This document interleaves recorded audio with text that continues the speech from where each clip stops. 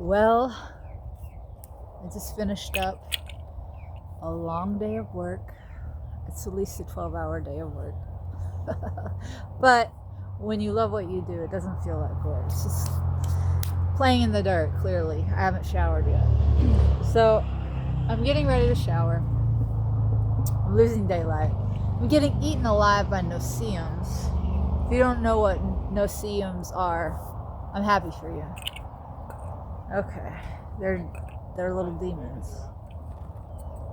Okay, so I'm here in the community-supported Foodscapes hub with a dirt mustache, and I'm here to give you an update about the progress that I've made here.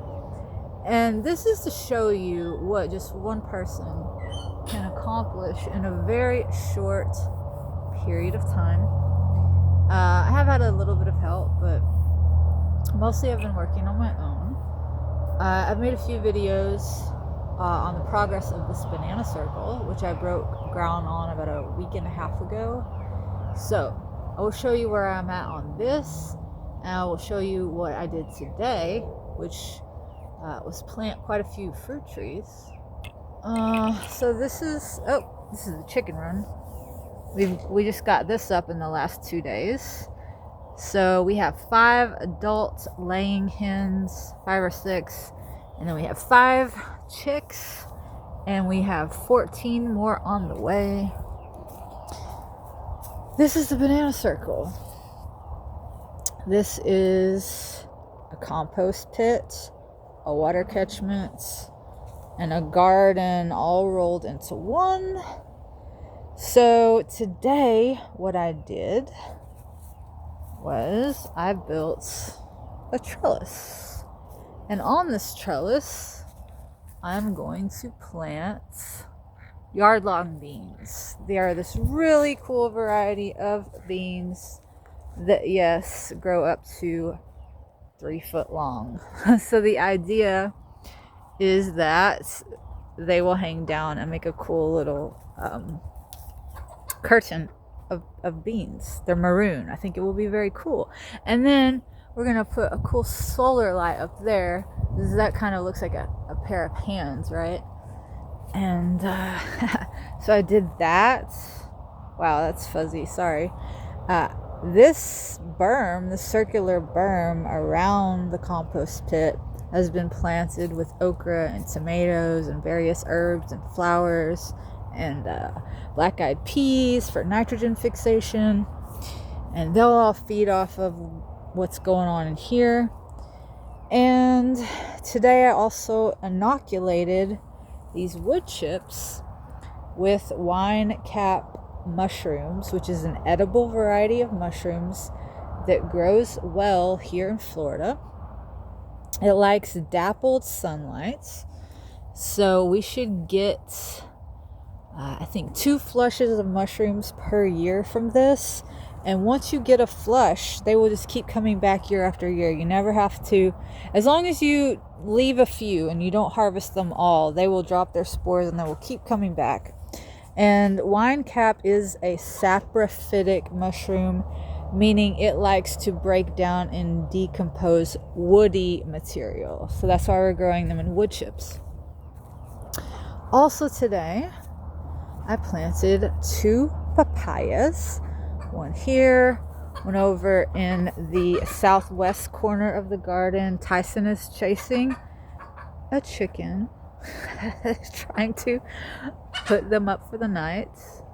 Good job. That's the fastest one. That chicken is very hard to catch. Okay. So, cool thing, fun facts about papayas. You need a male and a female papaya. Some fruit trees have male and female flowers on the same tree, meaning you can get away with just having one of those fruit trees and you'll get fruit. Not the case with papaya. If you end up with just a male tree, you're never going to get fruit. And the way you can tell whether you have a female or a male before they produce fruit, obviously, is you can see where the flowers are on the tree, how they're hanging. So a male papaya will have flowers with a long stem that hang out. And a female papaya will have flowers that grow just right here, right on the trunk, and that becomes the fruits. Another fun fact, if you, let's say, you end up with all male papayas, so you know you're not going to get any fruit, what you can do is you can coppice one of the trees, and coppice means cut off the top. 50% of the time, that tree will grow back as the opposite sex. So it will become a female. And I think that's because when you do that, you're stressing the tree, and the tree believes it's in danger of dying. And so in order to try to pass on its genetic material, it will become a female, right? So I think that's the reason. Okay, so I'm turning these logs here. Another thing I'm doing is turning these logs into bee condos or insect hotels, trying to get multiple functions out of this stump here. It's helping to hold in the soil around the garden, right? But also, look, you drill holes in it, and now all of a sudden carpenter bees can live in here. Carpenter bees that can help to pollinate the flowers of your vegetables to give you fruit. So that's 2 functions out of this log right here. Also, you can use it to put pots on, to sit on. So multiple functions, right? That's what we want in our system. We want to place our elements in such a way that they give us as many functions as possible. Also planted a sugar apple. We've got mango. Look, our mangoes are producing fruit. Mulberry.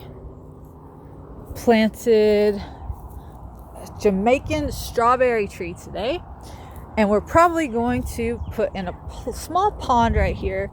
I don't know if you can see here in the video, but there's a little bit of a divot in the earth. So we want to take advantage of this opportunity to catch some water, and a pond would be lovely because it will not only catch water, but it will bring in wildlife into the system. Frogs, other animals that want to get a drink, that are going to help support this ecosystem. They'll eat insects, they'll poop, they'll just I'm tired, sorry guys. more life. That's what we want, right? I actually saw a black snake come into the garden since I put this in, because now there are all these little bugs and lizards that are digging around in the earth and in the wood chips looking for bugs. So now the snakes are coming to eat the lizards, and it's so cool to see. It's like National Geographic. Okay, so if we bring a pond in, imagine how much more wildlife. Everything needs water, right? And it also is just going to be visually appealing, and we'll want to hang out in this area more because the sound of running water, it will have to be running, right, to keep it healthy and aerated. The sound of running water is so peaceful. We're going to put fish in here, so we'll be able to watch the fish swimming. That'll be very relaxing. And then this pad right here is going to be an outdoor spa. So we're going to have a sauna, which we're going to build ourselves. We're going to have an ice bath. We are going to have an outdoor bathtub. We're going to have beautiful plants, vining plants growing all around this to create shade for this area. We're going to have shampooed ginger growing next to the outdoor bathtub so we can reach over, grab a flower off of that, and like its name suggests, it actually produces a type of shampoo or soap that we can use in the bath. And then when we let the water out, the water can go out and water this tree. So we have Suriname cherry. This is producing fruit right now. We've been getting fruit off of it every day. Let's see, I think I ate all the ones that were ripe today. Planted an avocado tree today. And look, this guy already has a little avocado on it. So that's fun. I planted sun hemp, direct seeded sun hemp, all along this chicken run here. So behind the outdoor area, the outdoor area, all of this is outdoor obviously, behind the outdoor spa, right? All of this very soon, within the next 2 months, will be lush green, because what I planted there, what I direct seeded, was a very fast-growing, tall sunflower known as sun hemp, which will disguise this, will hide this fence, and will produce a beautiful yellow flower. And we can also, when it's ready to be chopped down at the end of the year, use it to build our soil, use it to feed the chickens. What I'm going to do down here is I'm going to take one of these planter boxes, those wooden raised beds there. I'm going to move it down here, put it in this section, like right after the gate here, into this corner. I'm going to plant it with probably gourds or loofahs, some sort of vining plant. Have it grow up, and we're going to put fishing wire between these two fences along the top of the chicken run. Let that vine run across and create a shady roof for the chickens. It will also protect them from any predators that are flying above, like hawks, right? The bamboo provides a lot of shade and protection visually for them in this area of the run. They also have this back area on the west side of the house to run and play in, and we are going to further plant that area with fruit trees. This area in here, they can't be in here because we are going to be planting vegetables and tender young plants that they could decimate, and they would if they could get a hold of them. So now that we have them behind this fence, I've been able to start seeding vegetables, beans, okra, tomatoes, right? So you see this little U shape here, and this built up U around this mango. These are the beginning stages of what is known as a hugelkultur mound. It's a German method of gardening that uses old rotting logs at the base of your garden bed to create a sponge that holds water. So this will be obviously the bottom layer. On top of this, we're going to add green materials like grass clippings and leaves. And then we're going to put about 4 inches of soil and compost on the very top, and we'll plant directly into that. And as this wood breaks down, it will hold water. So when we get a deluge of rain, it will suck up the water. When we have a drought, it will release it and feed the plants. So this is a system that will require no watering. It will water itself essentially. And also this will break down over time and become nutrients for the plants. So it's also like a compost pile. And I put some cuttings of comfrey in the ground here right next to the fruit tree. Comfrey is a type of herb known as bone set. It has many medicinal properties, including helping to heal broken bones. And it also heals cuts and wounds. It speeds up the healing process. And but it also has a very deep taproot, meaning it can go down into the earth and access nutrients and minerals that other plants cannot get to. Pull that up, store it in its leaves. Now you can cut those leaves, throw them directly on the ground, and over time they will break down and feed the plants, or you can use them in a compost tea, right? And you can make a foliar spray. So great plant to have for soil building and fertilization.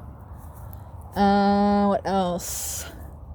I planted this guy. It's an almond something, verbena.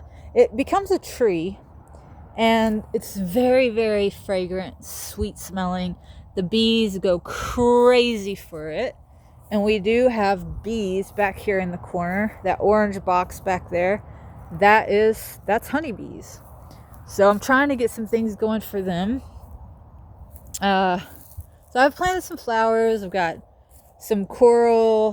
What is this plant? Oh, I'm so tired, guys. My brain is not working. Porterweed? Yes.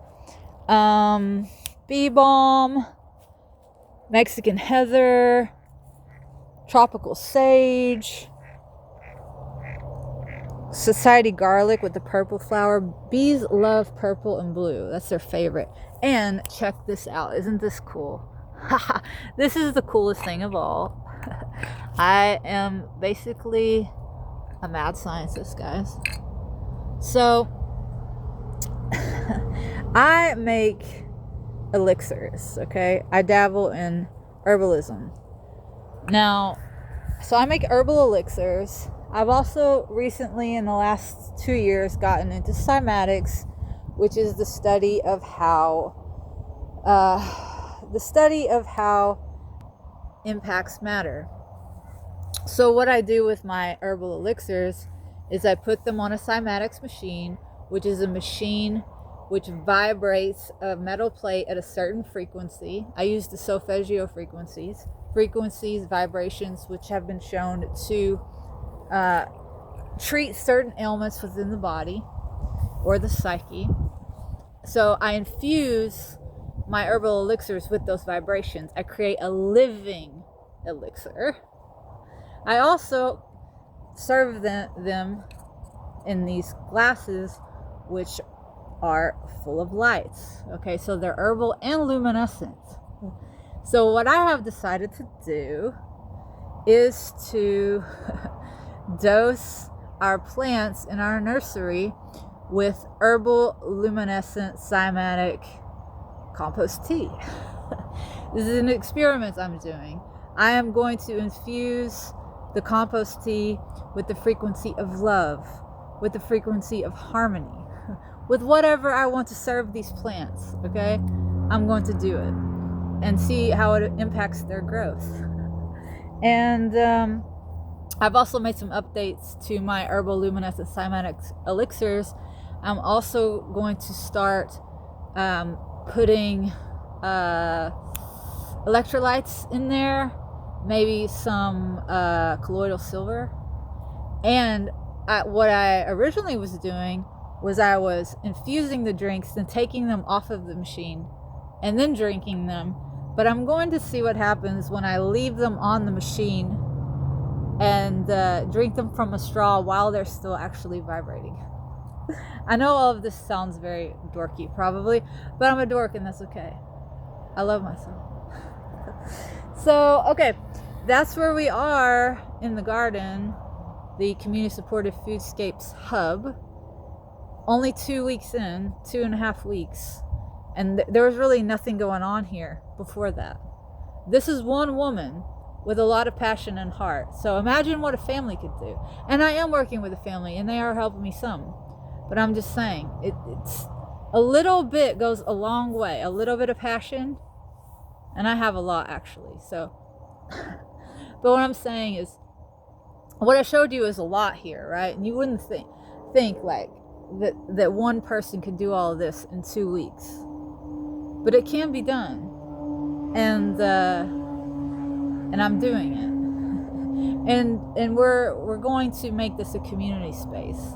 I'm trying to make it somewhat beautiful before I invite people over, because that's a nice thing to do. There's 2 acres. This is just a very small portion. So the idea is we're going to get zone 1 done, and then we're going to start bringing in the community, because we will actually have something to show people and something to start teaching with, like examples. And I'm also now, next week, I'm going to be teaching some homeschool students here in the garden. I'm developing some lesson plans. And part of that will include the students choosing a fruit tree, okay? And they're going to plant the fruit tree, and they're going to create a guild of plants around that tree, essentially like a small forest garden. and they're going to exercise all of the design principles of permaculture hands-on. That's going to be a 12-week program for them. So there's a lot happening, and I'm losing light, and if you made it this far, wow, you're amazing. Thank you.